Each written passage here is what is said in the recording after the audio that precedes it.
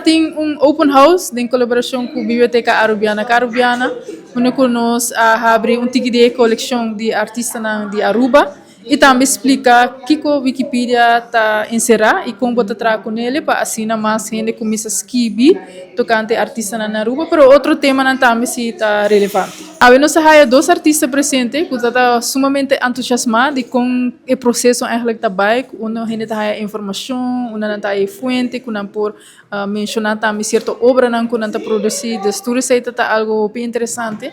Também nós temos pessoas que estão saca portrait, opibia e página na Wikipedia não tem portrait, dus você imaginar, você escreve tocante artista, mas não tem portrait, você não sabe que obra está trabalhando ou que está bem com ele. Dus hooping que está saca portrait também por apoiar o projeto da Wikipedia e também Wikicommons, que é outra plataforma, para esse conhecimento mais acessível. Dus me te querer é na bai bom awe, nós haya pessoas sumamente interessadas e hooping entusiasmado para seguir. Pero nós estamos buscando mais pessoas também que podem ajudar-nos a engrandecer artículos de diferentes temas. Não é artista na Aruba só, porta história, cultura e porta algo mais grande também.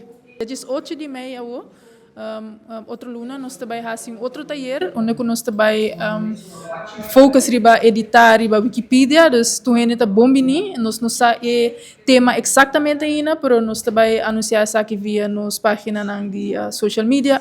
E também dia 22 de junho nós temos outro taller, onde nós também de parte mais bambisa técnico de Wikipedia, que te trabalha com para pôr fonte, com para pôr Wikidata box, tudo isso aí. Dus sim, nós também enfocar em diferentes temas. Dus tu hene tá bom menina ainda para bem, para sim, e também aportar na plataforma aqui.